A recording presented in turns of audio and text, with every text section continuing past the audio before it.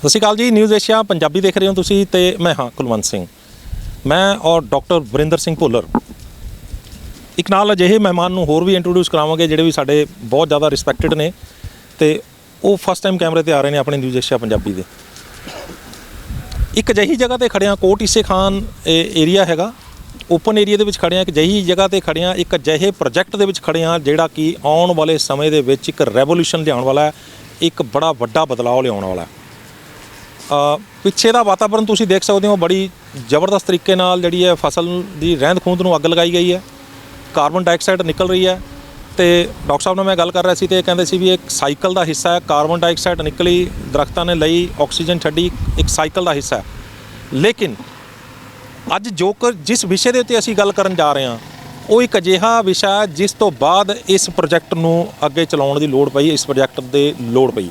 ਕੀ ਹੈ ਪ੍ਰੋਜੈਕਟ ਤੇ ਕਿਵੇਂ ਅਸੀਂ ਇੱਕ ਵੱਡੇ ਬਦਲਾਅ ਵੱਲ ਵੱਧ ਰਹੇ ਹਾਂ, ਆਪਾਂ ਡਾਕਟਰ ਵਰਿੰਦਰ ਸਿੰਘ ਭੁੱਲਰ ਤੋਂ ਜਾਣਦੇ ਹਾਂ। ਡਾਕਟਰ ਸਾਹਿਬ, ਤੁਹਾਡਾ ਨਿਊਜ਼ ਏਸ਼ੀਆ ਪੰਜਾਬੀ ਤੇ ਬਹੁਤ ਬਹੁਤ ਸਵਾਗਤ ਹੈ ਜੀ। ਨਿਊਜ਼ ਏਸ਼ੀਆ ਪੰਜਾਬੀ ਔਰ ਸਾਰੇ ਦਰਸ਼ਕਾਂ ਨੂੰ ਮੇਰੇ ਵੱਲੋਂ ਪਿਆਰ ਭਰੀ ਸਤਿ ਸ਼੍ਰੀ ਅਕਾਲ। ਡਾਕਟਰ ਸਾਹਿਬ ਇੰਟਰੋਡਿਊਸ ਕਰਾ ਦਿਓ ਜੀ ਮਹਿਮਾਨ ਨੂੰ। ਹਾਂ ਜੀ, ਫਾਦਰ ਸਾਹਿਬ ਸਰਦਾਰ ਹਰਦੀਪ ਸਿੰਘ ਭੁੱਲਰ ਜੀ, ਤੁਹਾਡਾ ਵੀ ਬਹੁਤ ਬਹੁਤ ਸਵਾਗਤ ਹੈ ਜੀ। ਬਹੁਤ ਬਹੁਤ ਧੰਨਵਾਦ, ਬਹੁਤ ਬਹੁਤ ਧੰਨਵਾਦ ਜੀ ਤੁਹਾਡੀ ਸੰਸਥਾ ਦਾ, ਜਿਨ੍ਹਾਂ ਨੇ ਕਿ ਬਹੁਤ ਜ਼ਿਆਦਾ ਵੱਡਾ ਇਸ ਸੰਸਾਰ ਦੇ ਮਹਾਨ ਕੰਮ ਕਰਕੇ ਇਸ ਦੁਨੀਆ ਨੂੰ ਸੁਖੀ ਬਣਾਉਣ ਵਾਸਤੇ ਤੁਸੀਂ ਮਿਹਨਤ ਕਰ ਰਹੇ ਹੋ। ਮੈਂ ਇਸ ਨਿਊਜ਼ ਏਸ਼ੀਆ ਦੀ ਇਸ ਅੱਜ ਆਉਣ ਦੇ ਬਹੁਤ ਬਹੁਤ ਧੰਨਵਾਦ ਕਰਦਾ ਕਿ ਇਸੇ ਤਰ੍ਹਾਂ ਆਪਾਂ ਜੁਟ ਕੇ ਅਤੇ ਸੰਸਾਰ 'ਤੇ ਇਸ ਦੁਨੀਆ ਨੂੰ ਸੁਖੀ ਕਰਨ ਦੇ ਵਾਸਤੇ ਆਪਾਂ ਇਹ ਬਹੁਤ ਵੱਡੀ ਮੰਜ਼ਿਲ ਤੈਅ ਕਰਨੀ ਹੈ। ਅਤੇ ਆਪਾਂ ਮਿਲ ਕੇ ਇਹ ਕੰਮ ਕਰ ਰਹੇ ਹਾਂ, ਸੋ ਧੰਨਵਾਦ ਹੈ ਆਪ ਜੀ ਦਾ। ਸ਼ੁਕਰੀਆ ਜੀ। ਤੇ ਡਾਕਟਰ ਸਾਹਿਬ, ਕੁਝ ਇੱਟਾਂ ਪਿੱਛੇ ਕਾਰਬਨ ਡਾਈਆਕਸਾਈਡ, ਅੱਗ ਤੇ ਇੱਟਾਂ ਵੀ ਅਜਿਹੀਆਂ ਕਿ ਜਿਹੜੀਆਂ ਮੈਂ ਪਹਿਲਾਂ ਕਦੇ ਨਹੀਂ ਵੇਖੀਆਂ। ਕੀ ਕਿੱਥੋਂ ਦਿਮਾਗ 'ਚ ਆਈਡੀਆ ਆਇਆ ਤੇ ਹੈ ਕੀ ਹੈ ਥੋੜ੍ਹਾ ਜਿਹਾ? ਐਕਚੁਅਲ ਦੇ ਵਿੱਚ ਇਹ ਬਾਇਓਮਾਸ ਮਟੀਰੀਅਲ ਤੋਂ ਤਿਆਰ ਕੀਤੀ ਗਈ ਬ੍ਰਿਕਸ ਹੈ। ਹਾਂਜੀ, ਬਾਇਓਮਾਸ ਮਟੀਰੀਅਲ ਦੇ ਵਿੱਚ ਕੀ ਆ ਜਾਂਦਾ ਹੈ ਕਿ ਜਿਹੜੀ ਸਾਡੇ ਪਿੰਡਾਂ ਦੀ ਰਹਿੰਦ ਖੂੰਹਦ ਹੈ ਉੱਥੋਂ ਤਿਆਰ ਕੀਤੀ ਗਈ ਇੱਟ ਹੈ।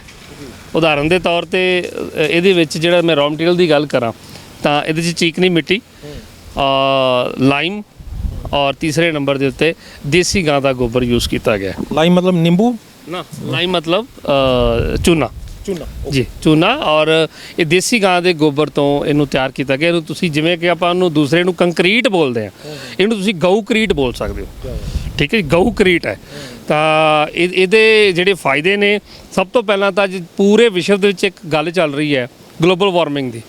ਇਸ ਧਰਤੀ ਨੂੰ ਕਾਰਬਨ ਦਾ ਗੋਲਾ ਬਣਾ ਦਿੱਤਾ, ਉਹਨੂੰ ਬਚਾਉਣ ਵਾਸਤੇ ਪਤਾ ਨਹੀਂ ਉਹਨਾਂ ਨੇ ਕੀ ਆਈਡੀਆ ਦੇਣੇ ਨੇ, ਲੇਕਿਨ ਜੋ ਨੇਚਰ ਨੇ ਸਾਨੂੰ ਦਿੱਤੇ ਨੇ, ਜੋ ਨੇਚਰਪੈਥੀ ਨੇ ਸਾਨੂੰ ਦਿੱਤੇ ਨੇ ਔਰ ਜੋ ਨੈਚੁਰਲ ਹੈਲਥ ਸਾਇੰਸ ਨੇ ਸਾਨੂੰ ਦਿੱਤੇ ਨੇ, ਉਹ ਰॉ ਮਟੀਰੀਅਲ ਨੂੰ ਆਪਾਂ ਯੂਜ਼ ਕਰਕੇ ਆਪਾਂ ਵਿਸ਼ਵ ਨੂੰ ਕਾਰਬਨ ਫ੍ਰੀ ਮਕਾਨ, ਕਿਉਂਕਿ ਇਸ ਟਾਈਮ ਸਭ ਤੋਂ ਜ਼ਿਆਦਾ ਜਿਹੜੀ ਕਾਰਬਨ ਹੈ ਕੰਜ਼ਿਊਮ ਹੋ ਰਹੀ ਹੈ ਅਤੇ ਨਿਕਲ ਰਹੀ ਹੈ, ਰਿਲੀਜ਼ ਹੋ ਰਹੀ ਹੈ, ਉਹ ਮਟੀਰੀਅਲ ਨੂੰ ਬਣਾਉਣ ਦੇ ਚੱਕਰ 'ਚ ਨਿਕਲ ਰਹੀ ਹੈਗੀ ਹੈ। ਅੱਛਾ, ਮੈਂ ਤੁਹਾਨੂੰ ਇੱਕ ਹੋਰ ਚੀਜ਼ ਦੱਸ ਦਿਆਂ। ਹੁਣ ਇਸ ਇੱਟ ਨੂੰ ਬਣਾਇਆ ਗਿਆ, ਨਾ ਇਹਦੇ 'ਚ ਪਾਣੀ ਲੱਗਾ, ਨਾ ਬਿਜਲੀ ਲੱਗੀ ਹੈ, ਨਾ ਅੱਗ ਲੱਗੀ ਹੈ ਜੀ। ਠੀਕ ਹੈ, ਇੱਟ ਫੜਾਣਾ, ਇੱਟ ਪਲੀਜ਼ ਮੈਨੂੰ। ਨਾ ਇਹਦੇ 'ਚ ਕਾਰਬਨ ਨਿਕਲਿਆ, ਨਾ ਇਹ 'ਚ ਪਾਣੀ ਵੇਸਟ ਹੋਇਆ ਤੇ ਨਾ ਹੀ ਇਹਦੇ 'ਚ ਬਿਜਲੀ ਲੱਗੀ।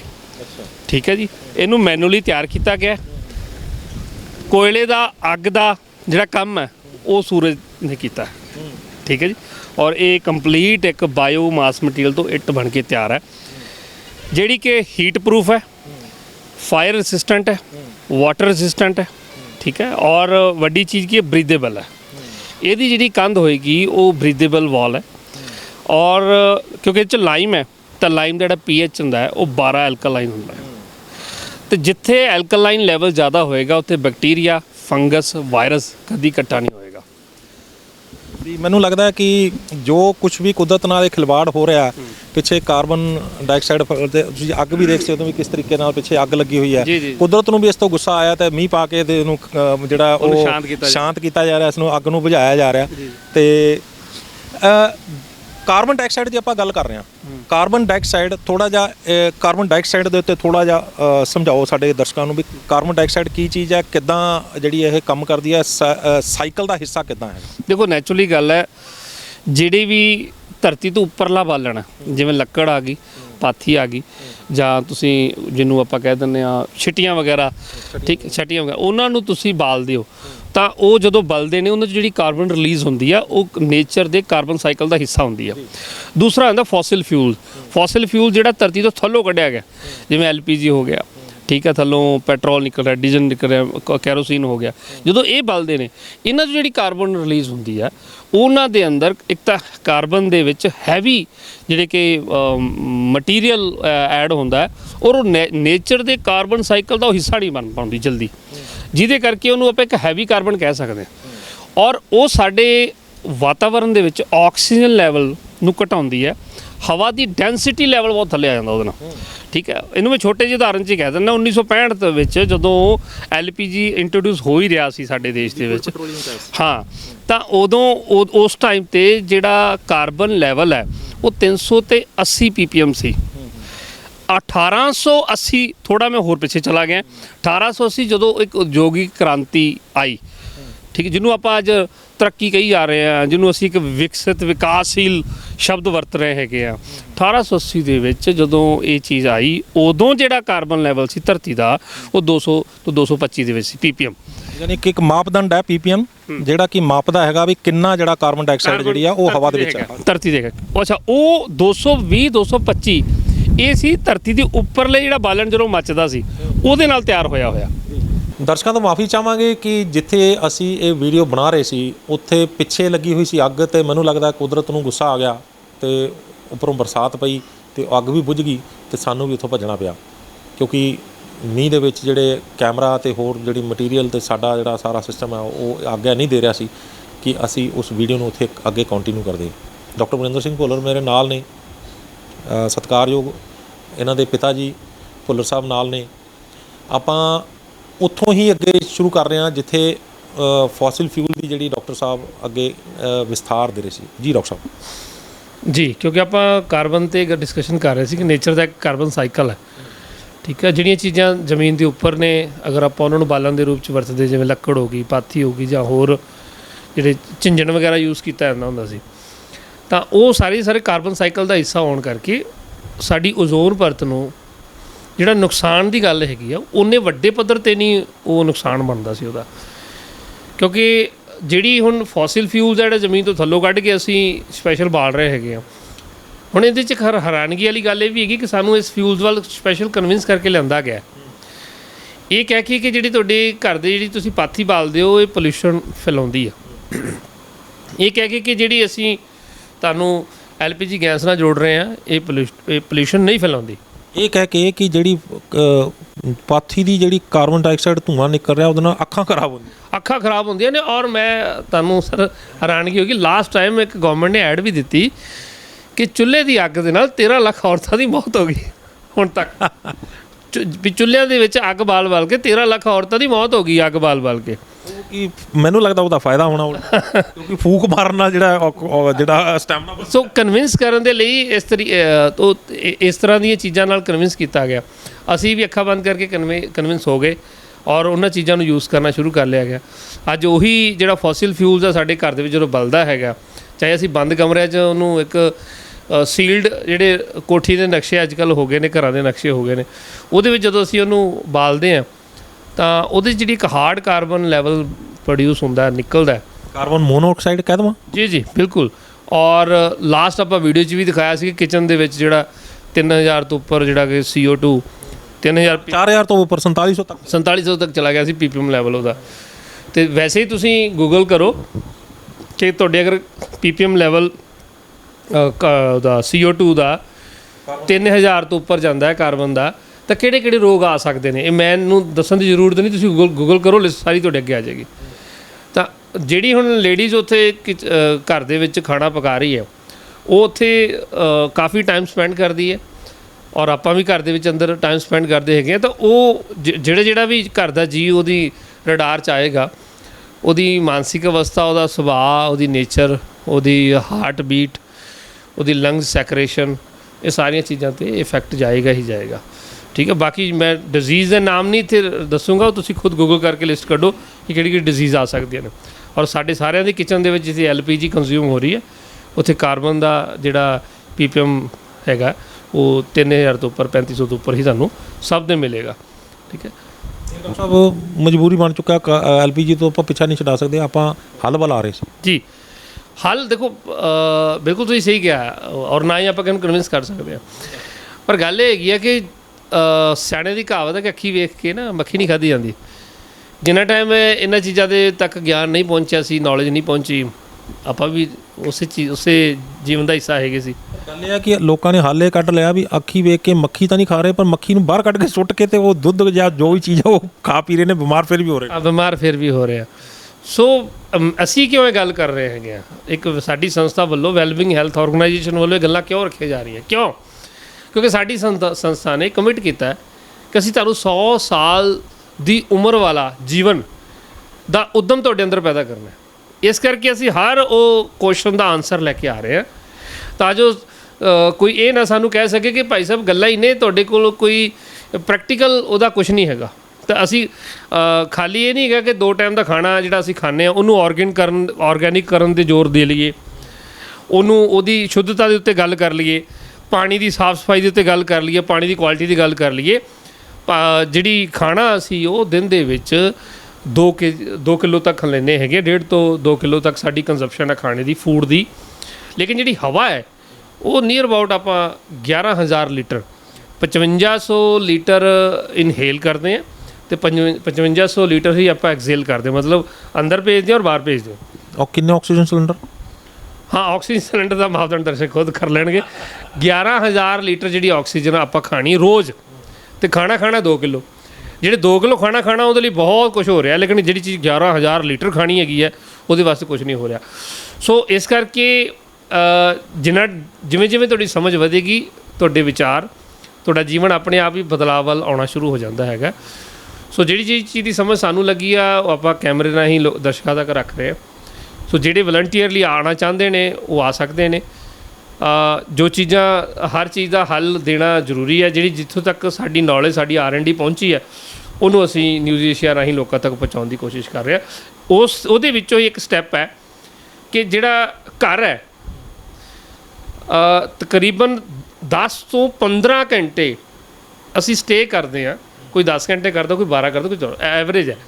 ਅਸੀਂ ਰੁਕਦੇ ਹਾਂ ਘਰ ਦੇ ਵਿੱਚ ਗੈਟਿੰਗ। ਤਾਂ ਅਸੀਂ ਹਮੇਸ਼ਾ ਹੀ ਇਹ ਪੜ੍ਹਿਆ ਹੈ ਅਤੇ ਹਮੇਸ਼ਾ ਹੀ ਆਪਾਂ ਬੋਲਿਆ ਕਿ ਬਾਹਰ ਬਹੁਤ ਪੋਲਿਊਸ਼ਨ ਹੋ ਗਿਆ ਜੀ। ਬਾਹਰ ਜਿਹੜਾ ਪ੍ਰਦੂਸ਼ਿਤ ਵਾਲਾ ਵਾਤਾਵਰਨ ਬਹੁਤ ਜ਼ਿਆਦਾ ਹੋ ਗਿਆ, ਉਹ 'ਚ ਅਸੀਂ ਕਿਸਾਨ ਨੂੰ ਵੀ ਇਨਵੋਲਵ ਕਰ ਲੈਂਦੇ ਹਾਂ, ਉਹਦੇ 'ਚ ਅਸੀਂ ਬੱਸਾਂ ਗੱਡੀਆਂ ਵਾਲਿਆਂ ਨੂੰ ਵੀ ਇਨਵੋਲਵ ਕਰ ਲੈਂਦੇ ਹਾਂ, ਉਹਦੇ 'ਚ ਅਸੀਂ ਕਾਰਾਂ ਵਾਲਿਆਂ ਨੂੰ ਵੀ ਇਨਵੋਲਵ ਕਰ ਲੈਂਦੇ ਹਾਂ, ਉਹਦੇ 'ਚ ਪਰਾਲੀ ਨੂੰ ਅੱਗ ਲਾਉਣ ਵਾਲੇ ਨੂੰ ਵੀ ਇਨਵੋਲਵ ਕਰ ਸਭ ਨੂੰ ਆਪਾਂ ਇਨਵੋਲਵ ਕਰਦੇ ਹਾਂ। ਠੀਕ ਹੈ, ਉਹ ਵੀ ਇੱਕ ਪੋਲਿਊਸ਼ਨ ਦਾ ਪਾਰਟ ਹਿੱਸਾ ਹੈਗਾ। ਲੇਕਿਨ ਜੋ ਸਰਵੇ ਕਹਿ ਰਿਹਾ ਹੈ, ਜੋ ਰਿਸਰਚ ਕਹਿ ਰਹੀ ਹੈ, ਉਹ ਇਹ ਕਹਿ ਰਹੀ ਹੈ ਕਿ ਜਿਹੜਾ ਆਊਟਡੋਰ ਪੋਲਿਊਸ਼ਨ ਹੈ ਉਹਦੇ ਨਾਲੋਂ 5 ਗੁਣਾ ਜ਼ਿਆਦਾ ਇਨਡੋਰ ਪੋਲਿਊਸ਼ਨ ਹੈ। ਘਰ ਦੇ ਅੰਦਰ ਦਾ ਪੋਲਿਊਸ਼ਨ ਉਹ 5 ਗੁਣਾ ਹੈ। ਗੈਟਿੰਗ? ਤਾਂ ਇਹਦਾ ਮਤਲਬ ਇਹ ਹੋ ਗਿਆ ਕਿ ਜਿੱਥੇ ਅਸੀਂ 10 ਤੋਂ 15 ਘੰਟੇ ਸਪੈਂਡ ਕਰਦੇ ਹਾਂ, ਉੱਥੇ ਅੱਜ ਦਾ ਪੋਲਿਊਸ਼ਨ ਦੀ ਜਿਹੜੀ ਪਰਸੈਂਟੇਜ ਆ ਉਹ ਬਾਹਰ ਦੇ ਪੋਲਿਊਸ਼ਨ ਨਾਲੋਂ 5 ਗੁਣਾ ਜ਼ਿਆਦਾ ਹੈ। ਯਾਨੀ ਆਪਾਂ ਇਹ ਕਹਿ ਸਕਦੇ ਹਾਂ ਕਿ ਉਹ ਕਹਾਵਤ ਝੂਠ ਹੋ ਰਹੀ ਹੈ ਵੀ ਜੋ ਸੁੱਖ ਛੱਜੂ ਦੇ ਚਬਾਰੇ ਉਹ ਨਾ ਬਲਖ ਨਾ ਬੁਖਾਰੇ, ਯਾਨੀ ਛੱਜੂ ਦਾ ਚਬਾਰਾ ਜਿਹੜਾ ਉਹ ਜ਼ਿਆਦਾ ਖਤਰਨਾਕ ਹੋ ਗਿਆ। ਉਹ ਇਸ ਕਰਕੇ ਖਤਰਨਾਕ ਹੋ ਗਿਆ, ਚਬਾਰੇ ਨੂੰ ਗਲਤ ਮਟੀਰੀਅਲ ਨਾਲ ਬਣਾ ਲਿਆ ਗਿਆ। ਠੀਕ ਹੈ। ਹੁਣ ਇਹਦੇ ਵਿੱਚ ਸਭ ਤੋਂ ਇੰਪੋਰਟੈਂਟ ਚੀਜ਼ ਹੈਗੀ ਹੈ ਕਿ ਹੁਣ ਘਰ ਦੇ ਵਿੱਚ ਇਹ ਜ਼ਹਿਰ ਇਕੱਠਾ ਕਿਵੇਂ ਹੋ ਗਿਆ। ਜਿਹੜੀਆਂ ਸਾਡੀਆਂ ਘਰ ਦੀਆਂ ਕੰਧਾਂ ਹੁੰਦੀਆਂ ਨਾ, ਉਹ ਸਾਡੇ ਫੇਫੜੇ ਹੁੰਦੇ ਆ। ਠੀਕ ਹੈ। ਅਗਰ ਉਹ ਬਰੀਥੇਬਲ ਨਹੀਂ ਹੋਣਗੀਆਂ, ਸਾਹ ਲੈਣ ਵਾਲੀਆਂ ਨਹੀਂ ਹੋਣਗੀਆਂ, ਤਾਂ ਜਿੰਨਾ ਵੀ ਹਵਾ ਦੇ ਵਿੱਚ ਕੈਮੀਕਲ ਪਾਰਟੀਕਲਸ ਨੇ, ਜਿੰਨੇ ਵੀ ਹਵਾ ਦੇ ਵਿੱਚ ਪੋਲਿਊਸ਼ਨ ਵਾਲੇ ਹਾਰਡ ਪਾਰਟੀਕਲਸ ਨੇ, ਉਹ ਜੇ ਕੰਧਾਂ ਹਵਾ ਵਾਲੀਆਂ ਨਹੀਂ ਹੈਗੀਆਂ, ਸਾਹ ਲੈਣ ਵਾਲੀਆਂ ਨਹੀਂ ਹੈਗੀਆਂ, ਤਾਂ ਸਾਡੇ ਫੇਫੜਿਆਂ ਨੂੰ ਖਾਣਾ ਪਏਗਾ। ਜੇ ਸਾਡੇ ਘਰ ਦੀਆਂ ਕੰਧਾਂ ਹਵਾਦਾਰ ਹੋਣਗੀਆਂ, ਹਵਾਦਾਰ ਦਾ ਮਤਲਬ ਨਹੀਂ ਕਿ ਰੋਸ਼ਨ ਨਾਲ ਵੱਡਾ ਕਰ ਲਿਆ, ਨਹੀਂ, ਕੰਧਾਂ ਦੇ ਜਿਹੜੀ ਇੱਟ ਦਾ ਮਟੀਰੀਅਲ ਹੈ, ਬਿਲਡਿੰਗ ਨੂੰ ਬਣਾਉਣ ਦਾ ਮਟੀਰੀਅਲ ਹੈ, ਉਹ ਬਰੀਥੇਬਲ ਹੋਣਾ ਚਾਹੀਦਾ, ਉਹ ਇਕੋ ਫਰੈਂਡਲੀ ਹੋਣਾ ਚਾਹੀਦਾ। ਉਹ ਜਿਵੇਂ ਕਿ ਇਹ ਵਾਲਾ ਠੀਕ। ਜਿਵੇਂ ਥੋੜਾ ਜਿਹਾ ਖਾਸੀਅਤ ਦੱਸੋਗੇ ਕੀ ਹੈਗਾ, ਥੋੜਾ ਜਿਹਾ ਇੱਕ ਵਾਰੀ ਫੇਰ। ਇਹ ਕਿਉਂਕਿ ਇਹ ਦੇਸੀ ਗਾਂ ਦੇ ਗੋਬਰ ਤੋਂ ਤਿਆਰ ਹੈ। ਸਭ ਤੋਂ ਪਰਸੈਂਟੇਜ ਵੀ ਦੱਸ ਦਿਓ ਕਿਸ ਚੀਜ਼ ਦੀ, ਕੀ ਮਿਕਸ ਹੈ ਇਹਦੇ 'ਚ? ਹਾਂ, ਉਹੀ ਦੱਸ ਰਿਹਾ। ਦੇਸੀ ਗਾਂ ਦਾ ਗੋਬਰ, ਚੀਕਣੀ ਮਿੱਟੀ ਔਰ ਇਹਦੇ ਵਿੱਚ ਲਾਈਮ ਐਡ ਕੀਤਾ ਗਿਆ, ਚੂਨਾ ਜਿਹਨੂੰ ਚੂਨਾ, ਉਹ ਐਡ ਕੀਤਾ ਗਿਆ ਹੈਗਾ। ਔਰ ਚੌਥੇ ਨੰਬਰ 'ਤੇ ਜਿਹੜੀ ਭੱਠੀ 'ਚ ਤਾਇਆ ਗਿਆ ਹੈ, ਇਹਨੂੰ ਗਰਮ ਕੀਤਾ ਗਿਆ ਹੈਗਾ, ਉਹ ਸੂਰਜ ਦੇਵਤਾ ਦੀ ਭੱਠੀ 'ਚ। ਠੀਕ ਹੈ। ਸਨਲਾਈਟ ਤੋਂ ਇਹਨੂੰ ਪਕਾਇਆ ਗਿਆ ਹੈਗਾ। ਇਹਦੇ 'ਚ ਨਾ ਤਾਂ ਅਸੀਂ ਪਾਣੀ ਕੰਜ਼ਿਊਮ ਕੀਤਾ, ਨਾ ਹੀ ਅਸੀਂ ਅੱਗ ਵਰਤੀ ਹੈ। ਠੀਕ ਹੈ। ਔਰ ਨਾ ਹੀ ਕੋਈ ਅਸੀਂ ਇਹਦੇ 'ਚ ਇਲੈਕਟ੍ਰੋਨਿਕ ਡਿਵਾਈਸ ਜਾਂ ਮਸ਼ੀਨਰੀ ਯੂਜ਼ ਕੀਤੀ ਹੈ। ਸਾਰਾ ਕੰਮ ਮੈਨੂਅਲੀ ਕੀਤਾ। ਇੱਕ ਹੁਣ ਤੱਕ ਅਸੀਂ 1 ਲੱਖ ਦੇ ਨੀਅਰ ਅਬਾਊਟ ਇੱਟ ਤਿਆਰ ਕਰ ਚੁੱਕੇ ਹਾਂ, ਠੀਕ ਹੈ। ਔਰ ਇਹਨਾਂ ਦਾ ਸਭ ਤੋਂ ਵੱਡਾ ਫਾਇਦਾ ਹੋਣਾ ਕਿ ਸਾਹ ਲੈਣ ਵਾਲੀਆਂ ਇਹ ਇੱਟਾਂ ਨੇ, ਅਤੇ ਸਾਹ ਲੈਣ ਵਾਲੀ ਇੱਟ ਨੇ ਸਾਹ ਲੈਣ ਵਾਲੀ ਹੀ ਕੰਧ ਖੜੀ ਕਰਨੀ ਹੈ। ਜਦੋਂ ਬਰੀਦੇਬਲ ਹੁੰਦੀ ਹੈ ਕੋਈ ਵੀ ਜਦੋਂ ਸਾਡੇ ਘਰ ਮਕਾਨ ਦੀਆਂ ਕੰਧਾਂ ਬਰੀਦੇਬਲ ਹੋਣਗੀਆਂ, ਉਹਦੀ ਸਭ ਤੋਂ ਪਹਿਲਾ ਫਾਇਦਾ ਕੀ ਹੋਏਗਾ, ਕਿਉਂਕਿ ਜਿੰਨਾ ਵੀ ਕੈਮੀਕਲ ਪਾਰਟੀਕਲਸ ਆਏਗਾ ਨਾ, ਤਾਂ ਉਹ ਖੁਦ ਐਬਜ਼ੌਰਬ ਕਰਨਗੇ, ਨਾ ਕਿ ਤੁਹਾਡੇ ਫੇਫੜੇ ਐਬਜ਼ੌਰਬ ਕਰਨਗੇ, ਠੀਕ ਹੈ। ਹੁਣ ਇਹ ਜਿਹੜੇ ਕੈਮੀਕਲ ਪਾਰਟੀਕਲਸ ਹਵਾ ਰਾਹੀਂ ਆਉਂਦੇ, ਤੁਹਾਨੂੰ ਨਜ਼ਰ ਤਾਂ ਆਉਂਦੇ ਨਹੀਂ ਆਪਾਂ ਨੂੰ ਕਿਸੇ ਨੂੰ, ਠੀਕ ਹੈ। ਤਾਂ ਉਹਦੇ ਕਰਕੇ ਅੱਛਾ, ਦੂਸਰੀ ਚੀਜ਼, ਇੱਕ ਤਾਂ ਹਵਾ ਰਾਹੀਂ ਆਉਣਾ, ਇੱਕ ਅਸੀਂ ਖੁਦ ਘਰੇ ਉਹਨੂੰ ਇੰਸਟਾਲ ਕਰ ਰਹੇ ਹਾਂ ਨਾ ਉਹਨਾਂ ਚੀਜ਼ਾਂ ਨੂੰ। ਦੇਖੋ ਅਸੀਂ ਕੰਧ ਬਣਾਈ, ਉਹਦੇ 'ਤੇ ਫਿਰ ਸੀਮੈਂਟ ਲਗਾਇਆ। ਹੁਣ ਸੀਮੈਂਟ ਕਿਵੇਂ ਬਣਦਾ, ਕਿਹੜੇ ਕੈਮੀਕਲਸ ਲੱਗਦੇ ਨੇ, ਉਹ ਸਭ ਨੂੰ ਪਤਾ। ਫਿਰ ਉਹਨੂੰ ਵਾਲ ਪੁੱਟੀ ਕੀਤੀ ਗਈ ਹੈ, ਪਲਾਸਟਿਕ ਪੇਂਟ ਕੀ ਪਰਤ ਚੜਾਈ ਗਈ ਹੈ। ਹੁਣ ਪਲਾਸਟਿਕ ਪਰਤ ਆ ਗਈ ਹੈ ਤਾਂ ਉਹਨੇ ਗਰਮੀਆਂ 'ਚ ਤਪਣਾ ਅਤੇ ਸਰਦੀਆਂ 'ਚ ਹੋਰ ਠੰਡੇ ਹੋਣਾ। ਉਹਦੇ ਉੱਪਰ ਫਿਰ ਇੱਕ ਕੈਮੀਕਲ ਪੇਂਟ ਦੀ ਪਰਤ ਆ ਗਈ। ਤਾਂ ਅੱਛਾ, ਇਹ ਕੈਮੀਕਲ ਪੇਂਟਸ ਆਪਣੇ ਆਪ ਦੇ ਵਿੱਚ ਹੀ, ਕਿਉਂਕਿ ਇਹਨਾਂ ਦੀ ਜਿਹੜੀ ਬਣਾਉਣ ਦੀ ਵਿਧੀ ਹੁੰਦੀ ਆ, ਉਹ ਬੜੇ ਹਜ਼ਾਰਡਸ ਕੈਮੀਕਲਸ ਔਰ ਬਹੁਤ ਹੀ ਜ਼ਿਆਦਾ ਇਹਨੂੰ ਲਗਾ ਲਓ ਕਿ ਜਿਹੜੇ ਕਿ ਹੈਵੀ ਮੈਟਲਸ ਹਵਾ ਦੇ ਵਿੱਚ ਇਹ ਐਡ ਕਰਦੇ ਰਹਿੰਦੇ ਨੇ, ਜਿਵੇਂ ਕਾਰਡੀਅਮ, ਲੈਡ ਵਗੈਰਾ ਇਹ ਰਿਲੀਜ਼ ਕਰਦੇ ਨੇ, ਠੀਕ ਹੈ। ਤਾਂ ਉਹ ਚੀਜ਼ਾਂ ਨੂੰ ਸਾਡੀਆਂ ਅੱਖਾਂ ਨਹੀਂ ਦੇਖ ਰਹੀਆਂ, ਲੇਕਿਨ ਤੁਹਾਡੇ ਫੇਫੜੇ ਰੋਜ਼ ਖਾ ਰਹੇ ਨੇ। ਤੁਸੀਂ 8 ਘੰਟੇ ਸੁੱਤੇ ਹੋ ਆਪਣੇ ਕਮਰੇ ਦੇ ਵਿੱਚ, ਏਸੀ ਨੂੰ ਔਨ ਕਰਕੇ, ਦਰਵਾਜ਼ੇ ਬੂਹੇ ਬਾਰੀਆਂ ਵੈਸੇ ਹੀ ਫਰੈਸ਼ ਏਅਰ ਆਉਣੀ ਬੰਦ ਕਰਤੀ ਹੈ, ਔਰ ਜੋ ਅੰਦਰ ਕੈਮੀਕਲਸ ਲੱਗਾ ਹੋਇਆ ਉਹ ਰਿਲੀਜ਼ ਹੋ ਕੇ ਤੁਹਾਡੇ ਫੇਫੜਿਆਂ ਤੱਕ ਪਹੁੰਚ ਰਿਹਾ। ਤਾਂ ਆਲਰੇਡੀ ਪੀਐਚ ਬਾਡੀ ਦਾ ਵੀ ਘਟੇਗਾ, ਪੀਐਚ ਤੁਹਾਡੇ ਰੂਮ ਦਾ ਵੀ ਘਟੇਗਾ। ਔਰ ਜਿੱਥੇ ਪੀਐਚ ਘੱਟ ਹੋਏਗਾ, ਐਸਿਡਿਕ ਇਨਵਾਇਰਨਮੈਂਟ ਹੋਏਗਾ। ਜਿੱਥੇ ਐਸਿਡਿਕ ਇਨਵਾਇਰਨਮੈਂਟ ਹੋਏਗਾ ਉੱਥੇ ਹੀ ਬੈਕਟੀਰੀਆ ਅਤੇ ਵਾਇਰਸ ਪਣਪਦਾ। ਜਿੱਥੇ ਐਲਕਾਲਾਈਨ ਇਨਵਾਇਰਨਮੈਂਟ ਹੋਏਗਾ ਉੱਥੇ ਐਸਿਡਿਕ, ਉੱਥੇ ਬੈਕਟੀਰੀਆ ਅਤੇ ਵਾਇਰਸ ਜ਼ਿਆਦਾ ਟਾਈਮ ਟਿਕ ਹੀ ਨਹੀਂ ਸਕਦੇ। ਸੋ ਇਸ ਮਟੀਰੀਅਲ ਦੀ ਸਭ ਤੋਂ ਵੱਡੀ ਖੂਬੀ ਕੀ ਆ, ਇਹਦੇ ਅੰਦਰ ਚੂਨਾ ਐਡ ਕੀਤਾ ਗਿਆ। ਚੂਨੇ ਦਾ ਪੀਐਚ ਲੈਵਲ 12 ਹੈ, ਪੋਟੈਂਸ਼ੀਅਮ ਆਫ ਹਾਈਡਰੋਜਨ ਜਿਹੜੀ 12 ਉਹਦਾ ਹੈਗਾ। ਹੁਣ ਇਹ 12 ਐਲਕਾਲਾਈਨ ਲੈਵਲ ਦੇ ਉੱਤੇ ਨਾ ਕੋਈ ਬੈਕਟੀਰੀਆ ਆ ਕੇ ਜਿੰਦਾ ਰਹਿ ਸਕਦਾ, ਨਾ ਵਾਇਰਸ ਆ ਕੇ ਜਿੰਦਾ ਰਹਿ ਸਕਦਾ। ਇਹਦਾ ਮਤਲਬ ਕੀ ਹੋ ਗਿਆ, ਇਹ ਇੱਕ ਨੈਚੁਰਲ ਸੈਨੀਟਾਈਜ਼ਰ ਦਾ ਕੰਮ ਕਰ ਗਿਆ, ਠੀਕ ਹੈ। ਹੁਣ ਅਸੀਂ ਇਕੱਲੀ ਇੱਟ ਨਹੀਂ ਬਣਾਈ, ਅਸੀਂ ਪਲਸਟਰ ਵੱਖਰਾ ਔਰ ਇਹਦੇ ਉੱਤੇ ਨੈਚੁਰਲ ਪੇਂਟ ਵੱਖਰਾ। ਉਹਦੇ ਜਦੋਂ ਤੁਹਾਨੂੰ ਅਸੀਂ ਇਨਗਰੀਡੀਐਂਟ ਦੱਸਾਂਗੇ ਤਾਂ ਤੁਸੀਂ ਹੱਕੇ ਪੱਕੇ ਰਹਿ ਜਾਓਗੇ, ਠੀਕ ਹੈ। ਜਿਵੇਂ ਕਿ ਇਹ ਇੱਟ ਦਾ ਦੱਸਿਆ ਗਿਆ ਹੈਗਾ, ਉਹ ਅਸੀਂ ਪਲਾਸਟਰ ਤਿਆਰ ਕੀਤਾ ਹੈਗਾ। ਜਿਹੜਾ ਪਲਾਸਟਰ ਹੈਗਾ ਉਹਨੂੰ ਦੇਸੀ ਗਾਂ ਦਾ ਗੋਬਰ, ਨਿੰਬੂ ਦਾ ਸੱਤ, ਠੀਕ ਹੈ, ਮੇਥੀ, ਉਹਦੇ ਵਿੱਚ ਗਵਾਰਗਮ, ਔਰ ਇਸ ਤੋਂ ਇਲਾਵਾ ਉਹਦੇ ਵਿੱਚ ਆਪਣਾ ਪਿੰਕ ਰੌਕ ਸਾਲਟ ਜੀ, ਉਹ ਐਡ ਕੀਤਾ ਗਿਆ ਹੈਗਾ, ਠੀਕ ਹੈ। ਪਲਸਟਰ ਜਿਹੜਾ ਪੇਂਟ ਤਿਆਰ ਕੀਤਾ ਗਿਆ ਹੈਗਾ, ਮੈਂ ਤੁਹਾਨੂੰ ਉਹਦੇ ਵੀ ਇਨਗਰੀਡੀਐਂਟਸ ਦੱਸਦਾ। ਮੈਂ ਪੂਰੇ ਉਹਦੇ ਜੋ ਸਾਡੀ R&D ਟੀਮ ਹੈ, ਤਾਂ ਜੋ ਸਾਡੀ ਕੋਸ਼ਿਸ਼ ਹੁੰਦੀ ਹੈ ਕਿ ਹਰ ਚੀਜ਼ ਕੰਪਲੀਟ ਦੱਸੀ ਜਾਵੇ। ਹਾਂ, ਹੁਣ ਜਿਹੜਾ ਅਸੀਂ ਪੇਂਟ ਤਿਆਰ ਕੀਤਾ ਉਹਦੇ ਇਨਗਰੀਡੀਐਂਟਸ ਮੈਂ ਦੱਸਣ ਜਾ ਰਿਹਾ। ਚੂਨਾ, ਦੇਸੀ ਗਾਂ ਦਾ ਗੋਬਰ, ਮੇਥੀ, ਗੁੜ, ਪਿੰਕ ਰੌਕ ਸਾਲਟ, ਐਲੋਵੀਰਾ ਔਰ ਗਵਾਰਗਮ ਅਤੇ ਗੂੰਦ। ਗਵਾਰਗਮ ਕੀ ਚੀਜ਼ ਹੈ? ਇਹ ਰਾਜਸਥਾਨ ਦੀ ਇੱਕ ਫਸਲ ਹੈ, ਜਿਹਨੂੰ ਆਪਾਂ ਗੁਆਰੇ ਦੀ ਫਲੀ ਕਹਿ ਦਿੰਦੇ ਹਾਂ, ਉਹ ਹੈ। ਇਹ ਜੋ ਰਾਜਸਥਾਨ ਦੇ ਵਿੱਚ ਇਹਦੀ ਜ਼ਿਆਦਾ ਖੇਤੀ ਹੁੰਦੀ ਹੈ। ਇਹਨੂੰ ਸਬਜ਼ੀ ਦੇ ਰੂਪ 'ਚ ਵੀ ਯੂਜ਼ ਕੀਤਾ ਜਾਂਦਾ, ਔਰ ਹੋਰ ਵੀ ਬਹੁਤ ਸਾਰੀਆਂ, ਕਿਉਂਕਿ ਇਹਦੇ 'ਚੋਂ ਕਾਫੀ ਤਰ੍ਹਾਂ ਦੇ ਕੈਮੀਕਲਸ ਵੀ ਕੱਢੇ ਜਾਂਦੇ ਨੇ ਔਰ ਅੱਗੇ ਜਾ ਕੇ ਯੂਜ਼ ਕੀਤੇ ਜਾਂਦੇ ਨੇ। ਸੋ ਇਹ ਇੱਕ ਨੈਚੁਰਲ, ਸਾਰੇ ਇਨਗਰੀਡੀਐਂਟਸ ਨੈਚੁਰਲ ਨੇ ਇਹਦੇ, ਔਰ ਗੂੰਦ ਵਗੈਰਾ ਦੇ ਨਾਲ ਅਸੀਂ ਇਹਦਾ ਪੇਂਟ ਤਿਆਰ ਕੀਤਾ ਹੈਗਾ। 1% ਵੀ ਜਿਸ 'ਚ ਕੈਮੀਕਲ ਨਹੀਂ ਹੈਗਾ। ਵਿੱਚ ਮੇਥੀ ਤੇ ਗਵਾਰਗਮ, ਇਹ ਚੀਜ਼ਾਂ ਪਾਉਣ ਦਾ ਕੀ ਮਕਸਦ ਇਹਦੇ ਵਿੱਚ? ਆਲਰੇਡੀ ਇਸ ਸਾਰੀਆਂ ਦੀ ਜਿਹੜੀ ਇਨਗਰੀਡੀਐਂਟਸ ਨੇ ਉਹ ਹਰਬਲ ਔਰ ਨੈਚੁਰਲ ਨੇ। ਅੱਛਾ, ਮੈਂ ਤੁਹਾਨੂੰ ਇਹ ਚੀਜ਼ ਦੱਸਦਾ, ਇਹ ਕੋਈ ਅਸੀਂ ਨਵੀਂ ਕਾਢ ਨਹੀਂ ਕੱਢੀ। ਇਹ ਚੀਜ਼ਾਂ ਸਾਡੇ ਹਿਸਟਰੀ ਦੇ ਵਿੱਚ ਆਲਰੇਡੀ ਪਹਿਲਾਂ ਸੀ।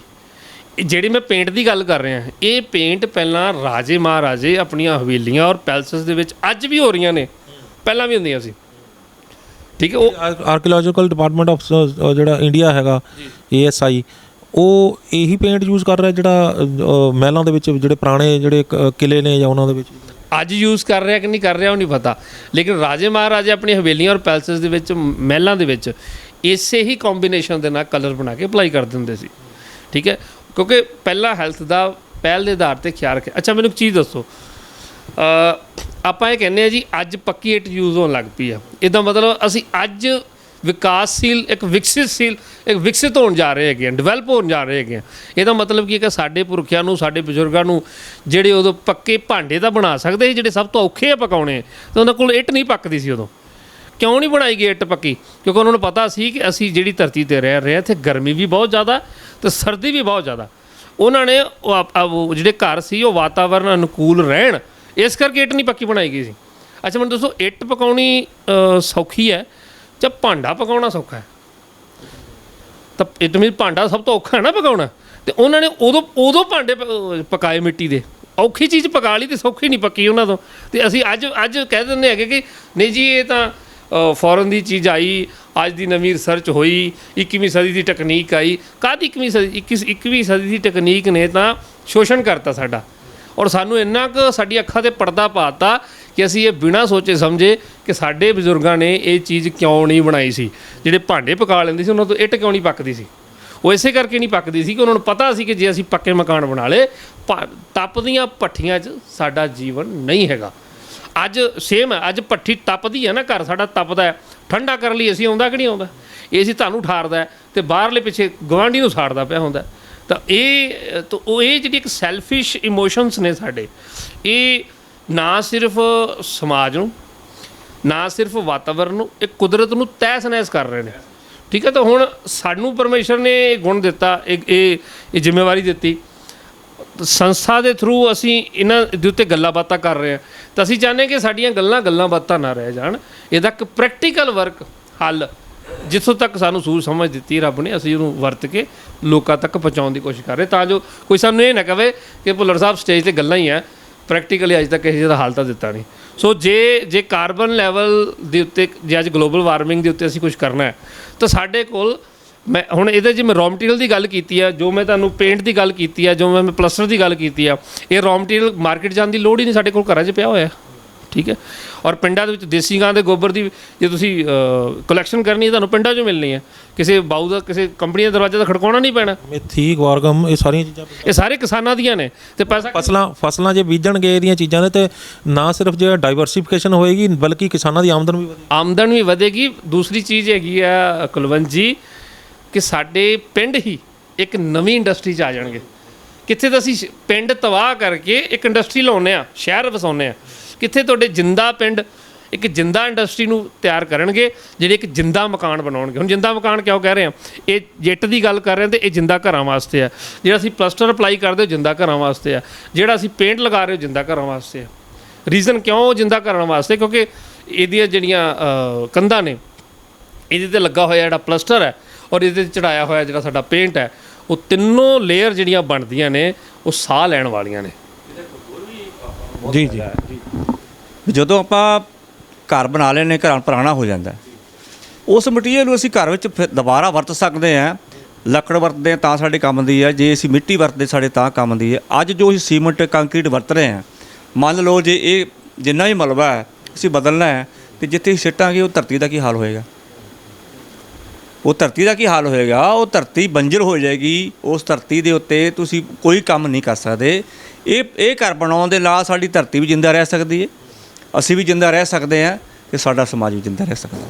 ਸੋ ਇਸ ਕਰਕੇ ਆਪਾਂ ਇਹਦੇ 'ਤੇ ਮਤਲਬ ਆਪਾਂ ਇਹ ਸਰਚ ਕਰ ਰਹੇ ਹਾਂ ਕਿ ਇਹ ਜਿਹੜੀ ਚੀਜ਼ ਹੈ ਆਪਾਂ ਘਰ ਤੱਕ ਹਰ ਇੱਕ ਨੂੰ ਸਮਝਾ ਕੇ ਆਪਾਂ ਆਪਣੇ ਆਪ ਨੂੰ ਜਿੰਦਾ ਵੀ ਰੱਖੀਏ, ਤੇ ਆਪਣੀ ਧਰਤੀ ਨੂੰ ਵੀ, ਕੁਦਰਤ ਦੇ ਨਾਲ ਵੀ ਅਸੀਂ ਸਾਡਾ ਪੂਰਾ ਸਾਥ ਰਹੇਗਾ। ਕੁਦਰਤ ਵੀ ਸਾਨੂੰ ਆਪਣੇ ਨਾਲ ਜੋੜ ਕੇ ਤੇ ਸਾਡੇ ਨਾਲ ਇਹ ਚੀਜ਼ ਦਾ ਸਭ ਤੋਂ ਵੱਡਾ ਹੈ ਕਿ ਜਦੋਂ ਅਸੀਂ ਘਰ ਪੁਰਾਣਾ ਢਾਵਾਂਗੇ, ਮੰਨ ਲਓ ਹੰਡ ਜਾਂਦੀ ਚੀਜ਼ 50 ਸਾਲ ਜਾਂ 100 ਸਾਲ ਬਾਅਦ ਅਸੀਂ ਬਦਲਦੇ ਹਾਂ, ਇਹ ਮਟੀਰੀਅਲ ਫਿਰ ਵੀ ਸਾਡੇ ਕੰਮ ਦਾ ਹੈ, ਤੇ ਧਰਤੀ ਦੇ ਵੀ ਕੰਮ ਦਾ ਹੈ, ਤੇ ਕੁਦਰਤ ਦੇ ਵੀ ਕੰਮ ਦਾ ਹੈ।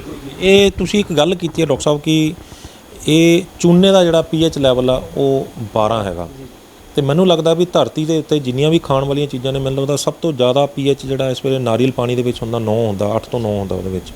ਤੇ ਇਹ ਫਿਰ ਮੇਰੇ ਮੁਤਾਬਕ ਤਾਂ ਇਹ ਸਭ ਤੋਂ ਵੱਧ ਜਿਹੜਾ pH ਲੈਵਲ ਦੇ ਉੱਤੇ ਹੋ ਗਈ ਇੱਕ ਚੀਜ਼।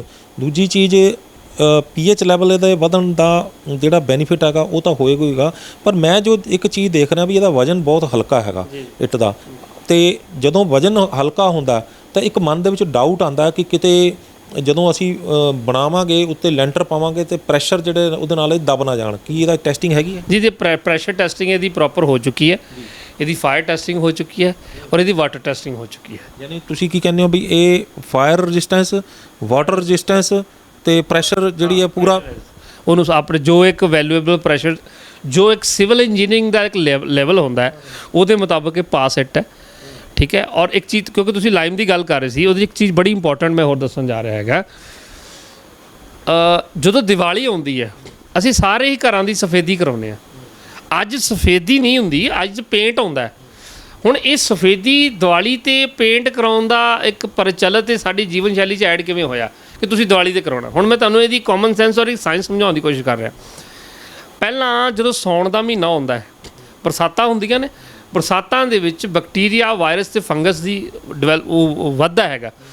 ਸਾਡੇ ਬਜ਼ੁਰਗਾਂ ਨੂੰ ਦੇਖੋ ਪਹਿਲਾਂ ਹੀ ਪਤਾ ਸੀ ਕਿ ਜਦੋਂ ਬਰਸਾਤਾਂ ਹੁੰਦੀਆਂ ਨੇ ਉਸ ਤੋਂ ਬਾਅਦ ਬੈਕਟੀਰੀਆ, ਨੋ ਡਾਊਟ ਉਦੋਂ ਬੈਕਟੀਰੀਆ ਸ਼ਬਦ ਨਹੀਂ ਵਰਤਿਆ ਜਾਂਦਾ ਹੋਏਗਾ, ਬੈਕਟੀਰੀਆ ਕੀਟਾਣੂ ਕਹਿ ਦਿੰਦੇ, ਬੈਕਟੀਰੀਆ, ਵਾਇਰਸ ਤੇ ਫੰਗਸ ਵਧੇਗਾ ਤੇ ਰੋਗ ਵਧਣਗੇ।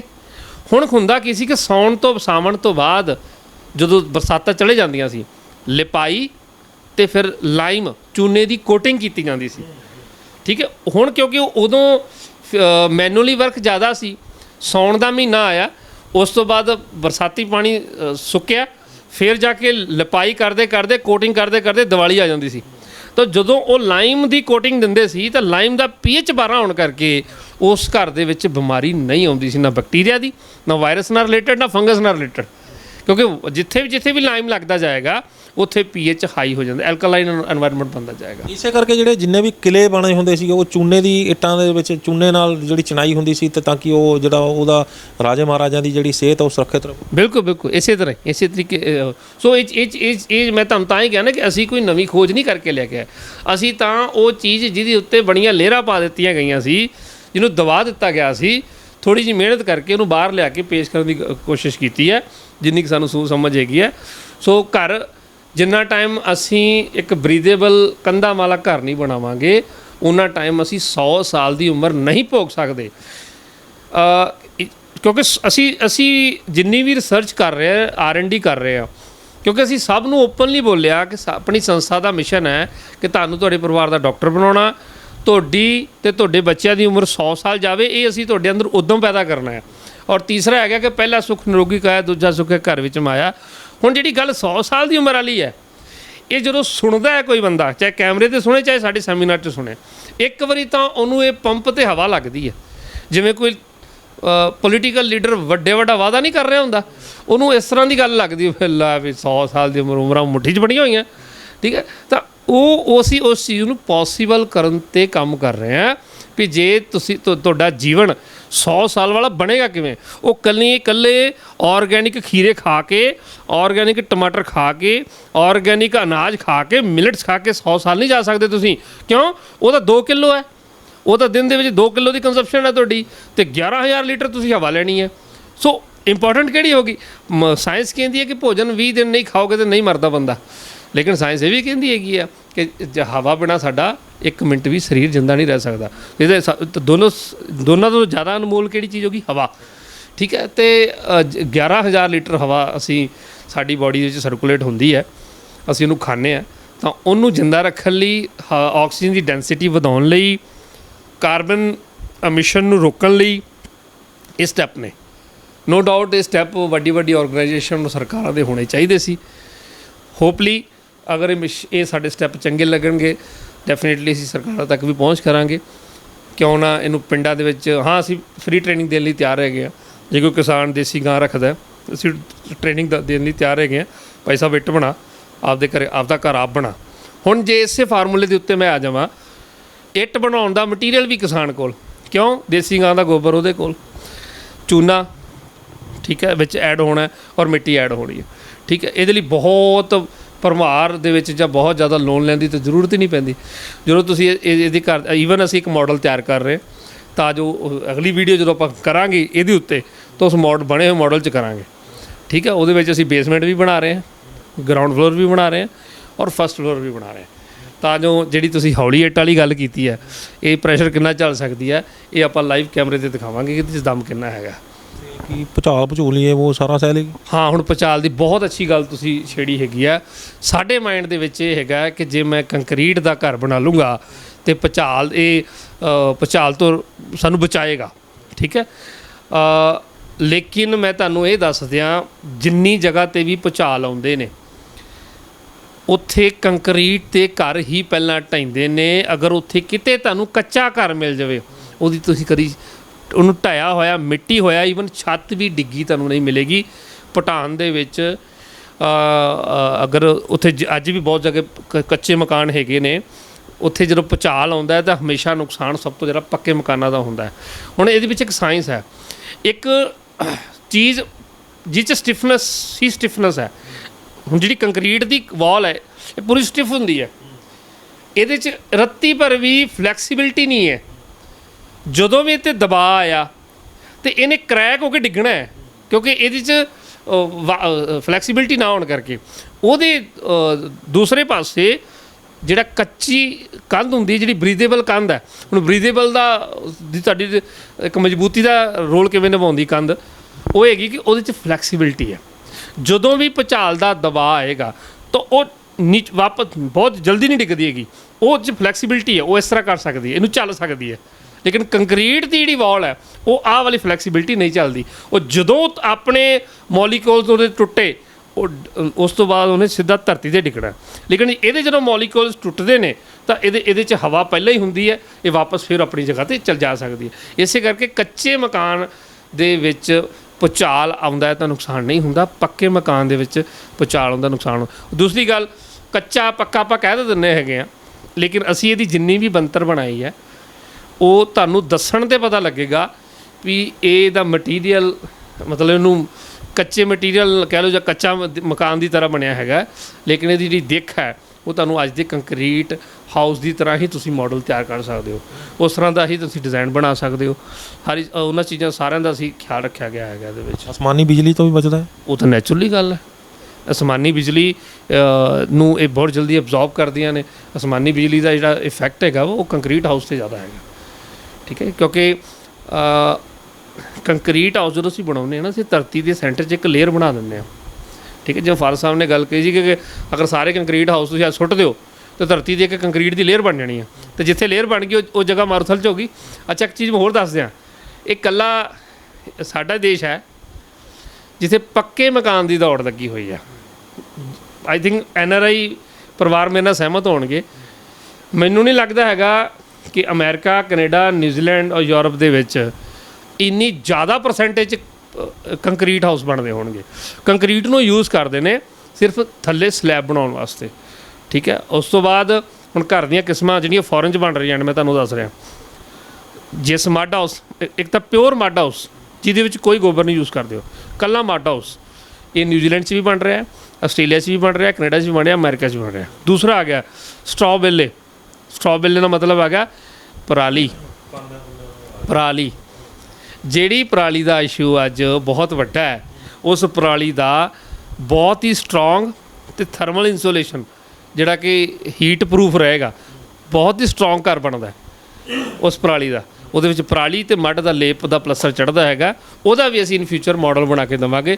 ਉਹਦੇ ਨਾਲ ਪਰਾਲੀ ਦਾ ਇਸ਼ੂ ਵੀ ਸੋਲਵ ਹੁੰਦਾ ਹੈ, ਅਤੇ ਉਹੀ ਪਰਾਲੀ ਤੁਹਾਨੂੰ ਅੱਛੇ ਮਜ਼ਬੂਤ ਘਰ ਬਣਾ ਕੇ ਦੇ ਸਕਦੀ ਹੈਗੀ ਹੈ।